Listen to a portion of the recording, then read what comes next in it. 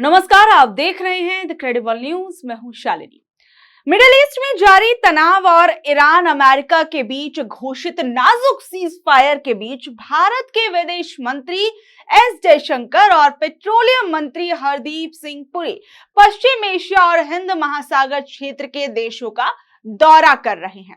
सरकार ने अपने बड़े मंत्रियों को इन देशों में इसलिए भेजा है ताकि वहां के नेताओं से मेल जोल बढ़ाकर ये पक्का किया जा सके कि लड़ाई झगड़े के माहौल में भारत को पेट्रोल और डीजल और गैस की सप्लाई मिलती रहे और देश में इनकी कमी ना हो और इसके कारण महंगाई भी ना बढ़े। देखिए, भारत में जो कुछ हालात चल रहे हैं पिछले कुछ दिनों से, वो सब तो आप देख ही रहे हैं।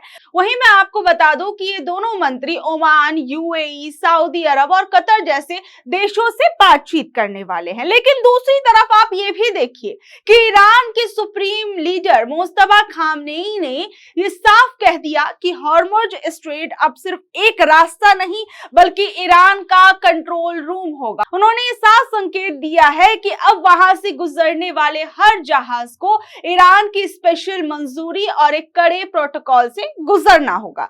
मतलब आप समझिए कि अब हॉर्मुज कोई हाईवे नहीं रहा जहां से कोई भी गाड़ी निकल जाए, बल्कि ईरान का वो दरवाजा बन गया है जिसकी चाबी सिर्फ और सिर्फ उनके पास है। पाकिस्तान में शांति वार्ता की भी बात चल रही थी, लेकिन ईरान ने अमेरिका से बातचीत से भी इनकार कर दिया है और कहा कि लेबनान में सीज फायर लागू होने तक कोई डील नहीं होगी। लेकिन ईरान, आप समझ सकते हैं कि किस तरीके से अपने तेवरों को ढीला करने के बजाय अब और ज्यादा सख्त हो रहा है। ऐसे में हॉर्मुज को लेकर फिर से कहीं ना कहीं एक संकट वाली स्थिति है। देखिए, अब ऐसे में सबसे बड़ा सवाल यही है कि मान लीजिए हमारे पेट्रोलियम मंत्री हरदीप सिंह पुरी कतर और बाकी देशों को मना भी लेते हैं कि भाई हमें तेल और गैस दे दो, तो सवाल ये है कि वो आएगा कैसे। दुनिया के तेल व्यापार का 20% हिस्सा इसी पतले रास्ते से गुजरता है।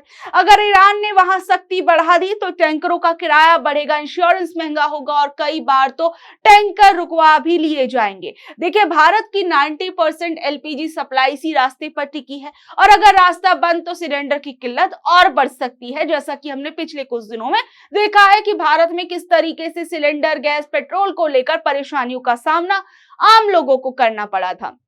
ऐसे में हमारे विदेश मंत्री एस जयशंकर इस समय मॉरिशस में हैं। वहां वो दुनिया के कई देशों जैसे सऊदी, ओमान, श्रीलंका के मंत्रियों से मिल रहे हैं। लेकिन असल मुद्दा यह है कि पिछले 40 दिनों से खाड़ी देशों में जो लड़ाई चल रही है, उससे जो मुश्किलें पैदा हुई हैं, उन्हें कैसे सुलझाया जाए। इसके बाद वो यूएई जाएंगे क्योंकि वहां हुए हमलों से वहां रह रहे लाखों भारतीयों की सुरक्षा और बिजनेस पर आज आई। वहीं पेट्रोलियम मंत्री हरदीप सिंह पुरी सीधे तौर पर कतर पहुंचे हैं। कतर हमारे लिए बहुत जरूरी है क्योंकि हमारे घर की रसोई की आधी गैस वहीं से आती है। वहां के एक बड़े गैस प्लांट पर भी हमला हुआ था जिससे भारत की सप्लाई ठप होने का डर है। मंत्री जी का काम अब ये पक्का करना है कि कतर भारत को गैस देने में देरी ना करे, क्योंकि इसका सीधा असर भारत के आम नागरिकों पर होगा। दूसरी ओर ये भी खबर सामने आई थी कि भारत करीबन 7 साल बाद फिर से ईरान से कच्चा तेल खरीदने जा रहा है। अमेरिका ने ईरान पर जो पाबंदियां लगाई थी उन्हें अभी के लिए थोड़ा ढीला कर दिया गया है। भारत की सरकारी कंपनी इंडियन ऑयल ने ईरान से तेल मंगाया है। डेटा से पता चला है कि जया नाम का एक बहुत बड़ा समुद्री जहाज ईरान का तेल लेकर भारत के पूर्वी तट यानी ईस्टर्न कोस्ट की तरफ बढ़ रहा है और उम्मीद है कि इसी हफ्ते के अंत तक ये भारत पहुंच सकता है, ऐसी खबरें आई हैं। इसके अलावा जॉर्डन नाम का एक और जहाज भी भारत की तरफ आ रहा है। देखिए, भारत दुनिया का तीसरा सबसे बड़ा तेल इस्तेमाल करने वाला देश है। 2019 से अमेरिका के दबाव में ईरान से तेल लेना बंद कर दिया गया था, लेकिन अब जब पश्चिम एशिया में लड़ाई चल रही है और हॉर्मुज के रास्ते सप्लाई रुकी तो भारत के पास दूसरा कोई रास्ता नहीं बचा अपनी जरूरतें पूरा करने के लिए। सरकार ने फिर से ईरान का रुख किया। तेल मंत्रालय ने कहा कि ईरानी तेल खरीदने में जो पैसे का भुगतान करना है उसमें कोई समस्या नहीं आ रही। फिलहाल ईरान के पास बहुत सारा तेल जहाजों में भरा तैयार खड़ा है। वहीं मैं आपको बता दूं कि जहां एक तरफ ईरान से फिर एक बार तेल खरीदने की बात हुई, वहीं फरवरी 2022 में रूस और यूक्रेन जब युद्ध शुरू हुआ था तो अमेरिका और यूरोपीय देशों ने रूस पर कड़े प्रतिबंध लगा दिए थे। अमेरिका चाहता था कि पूरी दुनिया रूस से तेल खरीदना बंद कर दे ताकि उसकी कमाई रुक जाए। शुरुआत में भारत पर भी बहुत दबाव बनाया गया। उस वक्त भारत ने रूस से दूरी भी बना ली थी, तेल खरीदना बंद भी कर दिया था, लेकिन जल्द ही दुनिया भर में तेल की कीमतें आसमान छूने लगी। जिस तरीके से अमेरिका, इजराइल, ईरान के युद्ध के चलते तेल की किल्लत होने लगी, उसके बाद भारत के लिए भी परेशानी बढ़ने लगी। भारत के सामने संकट खड़ा हो गया, या तो महंगे दाम पर तेल खरीद कर देश में महंगाई बढ़ने दी जाए या फिर अपने फायदे का रास्ता चुना जाए। फिर खबरें सामने आई कि भारत जो है वो रूस से तेल खरीदने वाला है। वहीं आप समझिए कि किस तरीके से ईरान के मामले में यू टर्न लेना पड़ा था और रशिया के मामले में भी।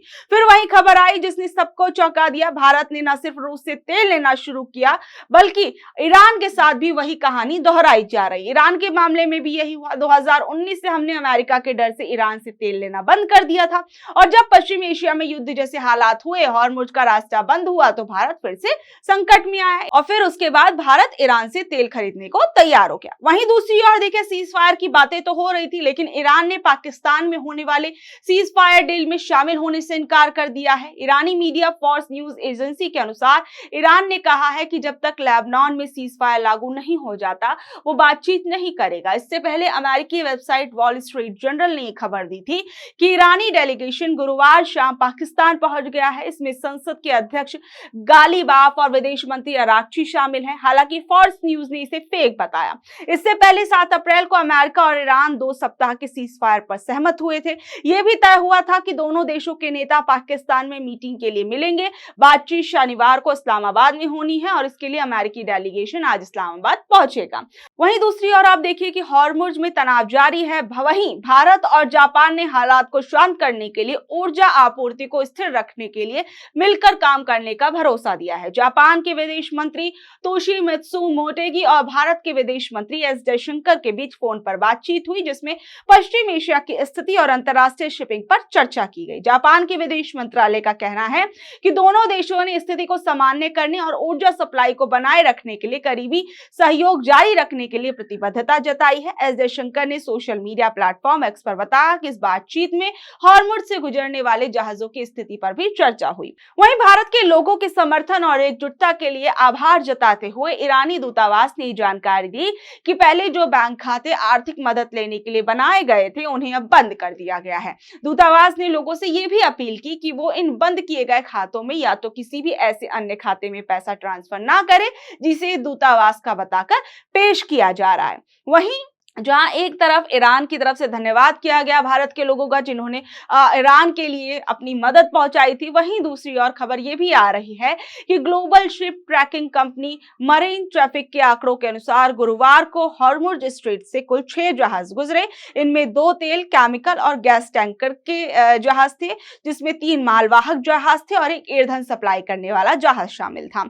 बहरहाल अब ये भी देखा जाएगा कि अब हॉर्मुज को लेकर क्या कुछ रास्ते निकलते हैं, क्योंकि अभी सीज फायर को लेकर जो एक खबर सामने आई वो अपने आप में सोचने वाली है, क्योंकि ईरान जो है वो लेबनान को लेकर काफी ज्यादा सख्त नजर आ रहा है। वहीं दूसरी ओर अब भारत के अंदर जो एस जयशंकर हैं, हरदीप सिंह पुरी हैं, वो कतर, ओमान जैसे इन देशों पर पहुंचे हुए हैं। इससे भारत को कितनी राहत मिलती है, भारत के लिए कौन सी अच्छी खबर आती है, ये अपने आप में देखने वाली बात रहेगी। बहरहाल आप लोग इस खबर पर अब क्या कुछ कहेंगे, नीचे दे कमेंट बॉक्स में अपनी राय जरूर बताइएगा और ऐसी अपडेट से जुड़े रहने के लिए देखते रहिए द क्रेडिबल न्यूज। मैं हूं शालिनी, धन्यवाद।